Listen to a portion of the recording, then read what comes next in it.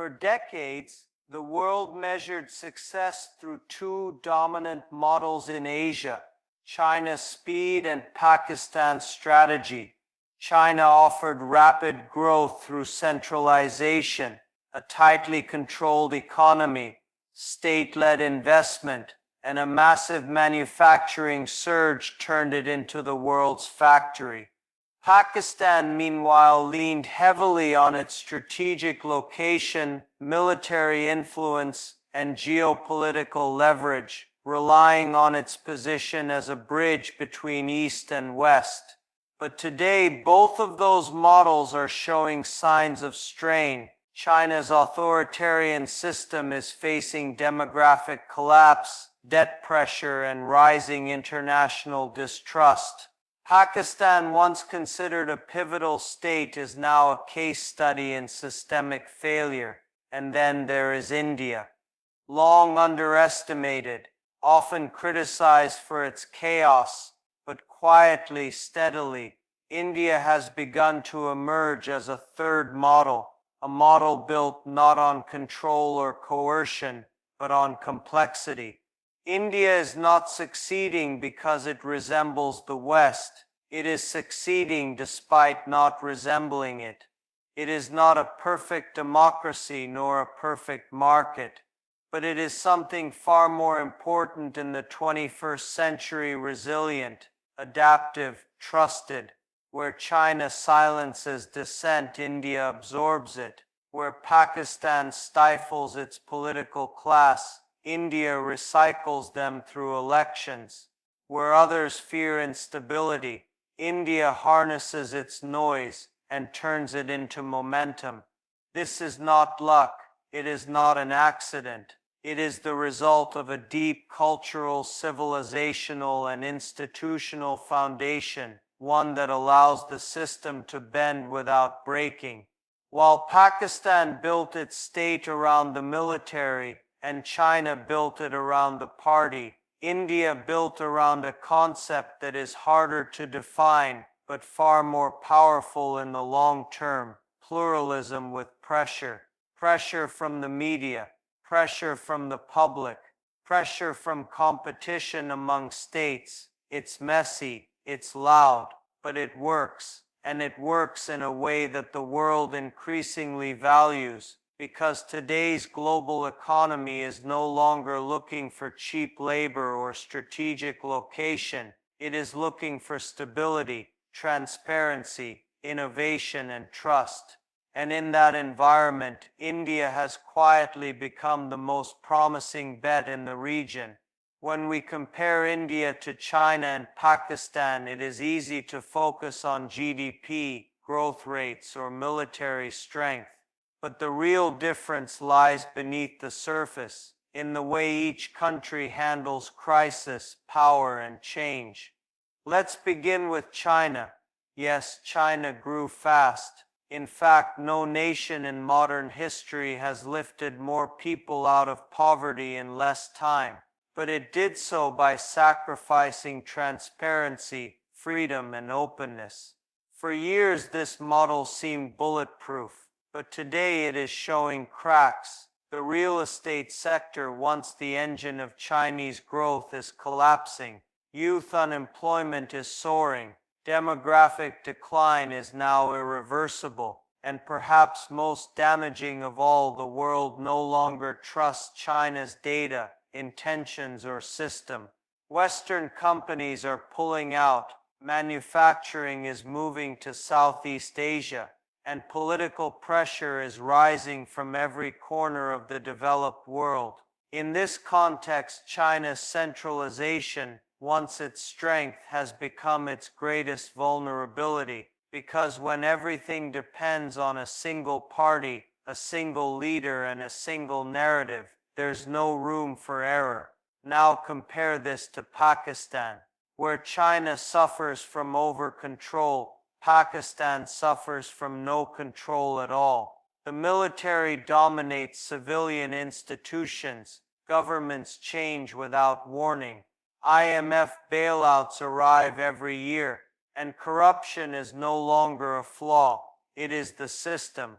Pakistan failed not because it lacked potential, but because it refused to build institutions that could survive political cycles. It chased short-term strategic rents, aligned with global powers not for growth, but for survival. And survival as a national strategy always ends the same way: dependence.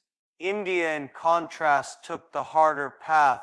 It didn't rush into global alignments. It didn't over-centralize. It let democracy play out, even when it was inconvenient, chaotic, or slow. And now that patience is paying off. India has something China can't manufacture and Pakistan can't fake: trust. The West sees India as flawed but transparent. Companies see India as slow but reliable. Investors see India as bureaucratic but safe. And most importantly, Indians see their own system as something they own, not fear. This is what separates India from its neighbors, not just its population or military, but the belief that the system, however flawed, can evolve, and that is the foundation for lasting success. In today's world, success is no longer just about how many tanks you build or how much steel you produce. It's about narrative power, the power to attract, not just intimidate, the power to lead, not just impose. And in this new global order, India is mastering something both China and Pakistan have failed to understand: soft power. Let's begin with Pakistan. For decades, it tried to define itself through conflict, especially with India. Its national identity was built on what it wasn't, rather than what it could become. Its global narrative was tied to victimhood, instability, and crisis diplomacy. The world grew weary. Investors left. Allies became reluctant donors. And even sympathetic voices started asking, what is Pakistan's actual vision? Now look at China. Yes, it has enormous economic power and technological capability, but its rise has sparked fear, not admiration. Countries may depend on Chinese loans, but few trust China's intentions. Its Belt and Road Initiative, once hailed as visionary, is now seen as debt diplomacy. Its diplomacy is defensive, its image is hard, and its allies, often transactional. India, by contrast, has taken a slower but more strategic route. It has built a global image around pluralism, culture, innovation, and restraint. From Bollywood to yoga, from spiritual tourism to tech diplomacy, India exports influence, not fear. It is the only country in the world that can speak to the West, partner with the East, and be heard by the global South, all at the same time. This soft power is not cosmetic. It translates into real strategic capital. Tech companies are investing in Indian talent. Universities are opening campuses in Indian cities. World leaders from Washington to Tokyo are lining up for partnerships, not because India is perfect, but because it is trusted. Even in defense, India is redefining its role. Unlike Pakistan, which relies almost entirely on foreign military aid, or China, which is expanding through provocation, India is building its capabilities with a doctrine of strategic autonomy. It's engaging with the Quad, deepening ties with France, developing defense corridors, and even exporting arms, while avoiding unnecessary entanglements. And perhaps most tellingly, India's space program, once mocked for its humble budget, is now a global symbol of frugal innovation. Its moon landing in 2023 was not just a technical achievement, it was a diplomatic signal. India can lead in science too. This is why India is succeeding, because it's not just growing economically, it's growing diplomatically, culturally, and technologically. Where China inspires suspicion, India inspires cooperation. Where Pakistan demands attention, India earns it. And that is the kind of influence the 21st century will reward. So what truly separates India from China and Pakistan? It's not just democracy. It's not just democracy. It's not just democracy. It's durability. Where China built a sprint and Pakistan stumbled at the starting line, India is running a marathon. Slow, uneven, but forward. Always forward. Let's be clear, India has its flaws. Deep poverty still exists. Bureaucracy remains thick. Religious tensions flare. Political noise never stops. But despite these challenges, and perhaps because of how it handles them, India is seen as more stable, more adaptable, and more trustworthy than its neighbors. China's greatest weakness is that it cannot absorb criticism, internally or externally. It operates on obedience, not dialogue. That model works until it doesn't. When trust breaks or the leader miscalculates, the system has no correction mechanism. Pakistan's failure is different. It's not over control, it's over fragmentation. Power lies in the hands of a few, while the rest of the state crumbles from within. The military consumes resources, civil institutions are eroded, and the people are left with slogans instead of solutions. India, on the other hand, is noisy, but functional, messy, but legitimate, imperfect, but constantly adjusting.